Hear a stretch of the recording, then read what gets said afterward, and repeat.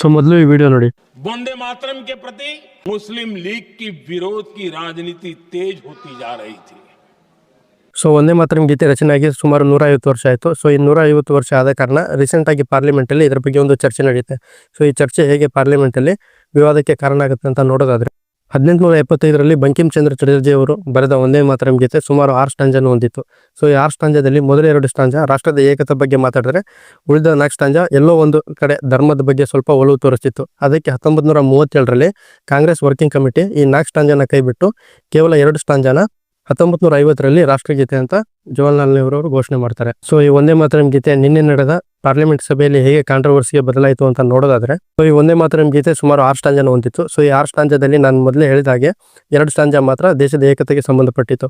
So ಮೊನ್ನೆ BJP ಅವರು parliament ಅಲ್ಲಿ ಈ 4 ಸ್ಟಾಂಜಾನು ಕೂಡ ಒಂದೇ ಮಾತರಂ ಗೀತೆಗೆ ರಿಲೇಟೆಡ್ ಆಗಿದ್ದು, ಇನ್ನು ಮುಂದೆ ಈ 4 ಸ್ಟಾಂಜಾನು ಕೂಡ ಒಂದೇ ಮಾತರಂ ಗೀತೆಗೆ ಸೇರಿಸಬೇಕಂತ ಸುಮಾರು 10 ಗಂಟೆಗಳ ಕಾಲ ಇದ್ರ ಬಗ್ಗೆನೇ ಚರ್ಚೆ ಮಾಡಿದ್ದಾರೆ. ಪಾರ್ಲಿಮೆಂಟ್ ನಲ್ಲಿ 1 ನಿಮಿಷಕ್ಕೆ 2.5 ಲಕ್ಷ ಖರ್ಚಾಗುತ್ತೆ. ಅಂದ್ರೆ 1 ದಿವಸಕ್ಕೆ 9 ಕೋಟಿ.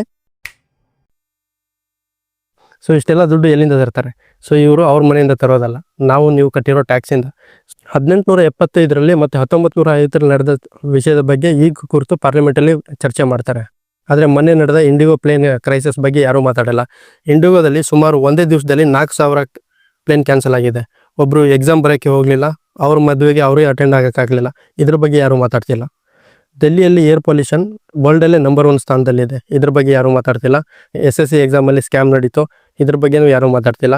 ಯಾಕಂದರೆ ಇವೆಲ್ಲ ಆಲ್ರೆಡಿ ಪ್ರಾಬ್ಲಮ್ ಸಾಲ್ವ್ ಆಗಿದೆ ಅಲ್ಲ, ಇದ್ರ ಬಗ್ಗೆ ಯಾರೂ ಮಾತಾಡ್ತಿಲ್ಲ. ಅದೇ 2 ದಿವಸದಿಂದ ಗೋವಾದಲ್ಲಿ ಪಬ್ ಸುಟ್ಟೋಗಿ ಸುಮಾರು 21 ಜನ ಸತ್ತೋದ್ರು. ಇದ್ರ ಬಗ್ಗೆನೂ ಯಾರೂ ಮಾತಾಡ್ತಿಲ್ಲ. ಆ ಪಬ್ ಓನರ್ ಥೈಲ್ಯಾಂಡ್ಗೆ ಓಡೋದ್ರು, ಅದ್ರ ಬಗ್ಗೆನೂ ಯಾರೂ ಮಾತಾಡ್ತಿಲ್ಲ. ಸೊ ಇದನ್ನೆಲ್ಲ ಬಿಟ್ಟು ಕೇವಲ ಇವ್ರ ಲಾಭಕ್ಕೆ ಹಿಂದೆ ನಡೆದೆಲ್ಲ ತಪ್ಪುಗಳನ್ನ ಈಗ ಎದ್ದು ತೋರಿಸ್ತಿದ್ದಾರೆ.